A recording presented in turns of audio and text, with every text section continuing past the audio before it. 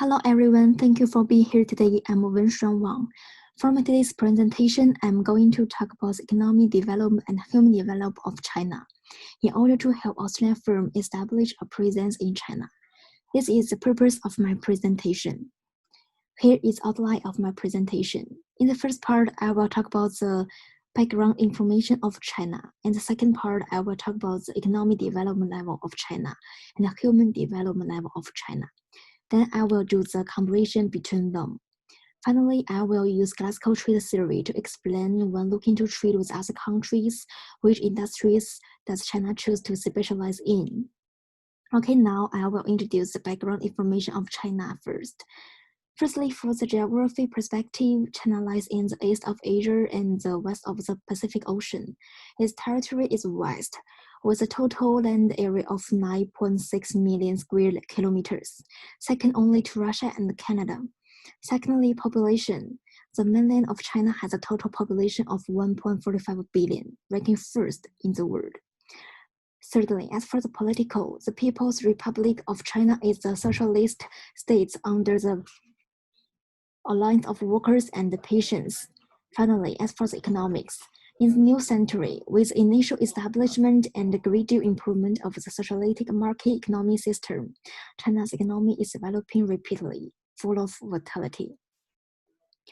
Next one, I will talk about the economic development level of China. As we know, different countries have different level of economic development. To measure the level of economic development, we always use GNI and PPP. Now I will introduce the GNI first. GNI is called gross national income. It is the total amount of money earned by a nation's people and business. It is used to measure the track a nation's wealth from year to year.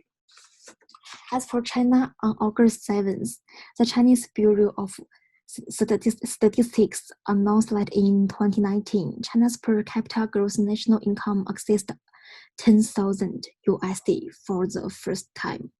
China's per capita gross national income reached 10,410 US dollars, which is higher than the average of upper middle income countries. China's GNI ranks 85 of the world. Okay, as for the PPP, it's called purchasing power parity. It means equivalent coefficients between currencies calculated as different price level in each country in order to allow a reasonable comparison of gross domestic product of each country. The theoretical exchange rate may differ greatly from the real exchange rate in China. Under the PPP model, China encouraged private capital, state-owned enterprises, foreign companies, and other social capital to cooperate with the government and participate in the construction of public infrastructure. Therefore, the PPP model can achieve higher economic efficiency and achieve value of money. On September 14, 2018, the latest statistics released by the Ministry of Finance of China shows that at the end of July 2018, there were 7,867 comprehensive PPP projects nationwide, with an investment of 11.8 trillion yuan. Okay, next I will talk about the human development level of China. When we mention human development of China, we can think about HDI. HDI is a Human Development Index. HDI is an index published by the United Nations Development Programme since 1990 to measure the level of socio-economic development of countries. And HDI is based on three measures, which are life expectancy at birth, educational attainment, whether average incomes are sufficient to meet the basic needs of life. As for China HDI is 0.758. Is ranked number 85. And as for the life expectancy at birth, China has 76.47 years old. And educational attainment, culture above primary school accounts for 88.53%, and above the junior high school accounts for more than 61%. Above the senior high school accounts for 22.96%. Above university accounts for 8.93%.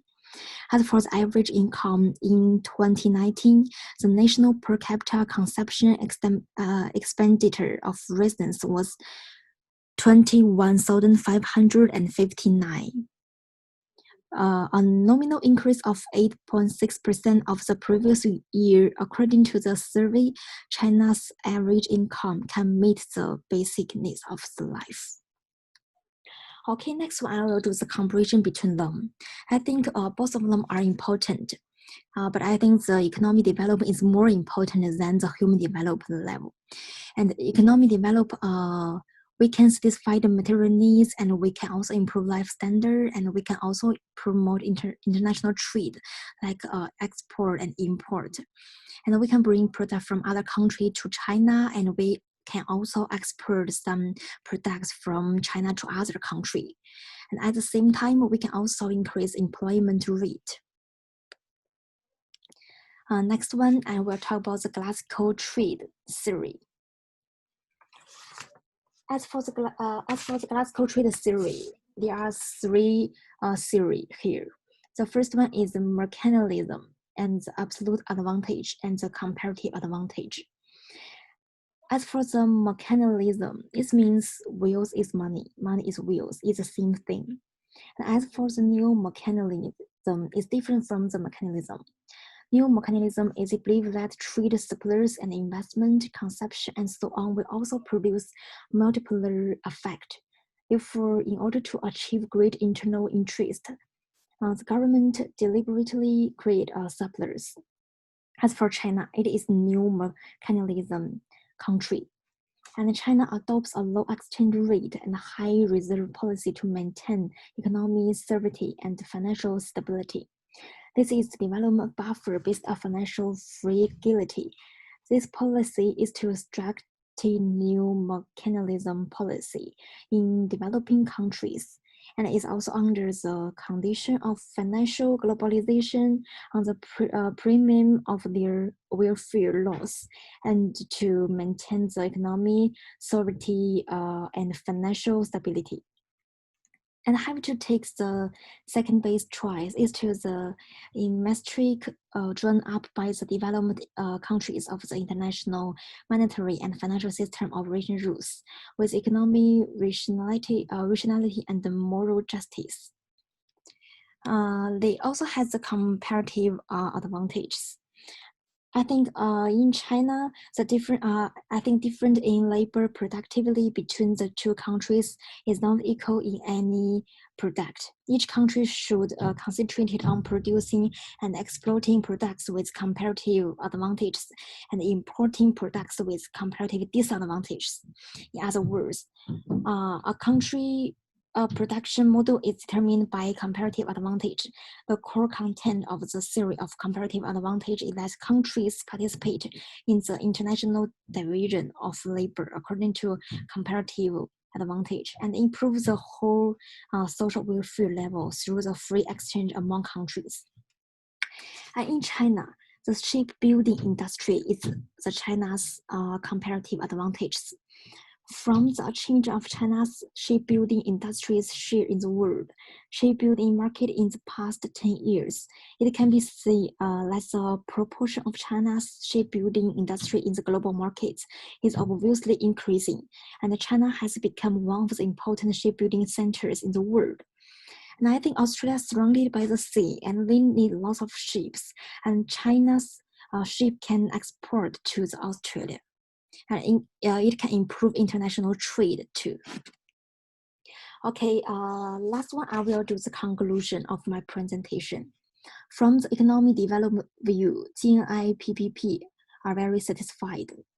And nowadays, the economic development of China is increased quickly. As for the human development view, HDI shows the human development in China is very well. So I think if Australia firm expand to China, it is absolutely correct choice. And China can use their comparative advantage to help countries make the improvement together. Okay, here is my reference list. Thank you for listening.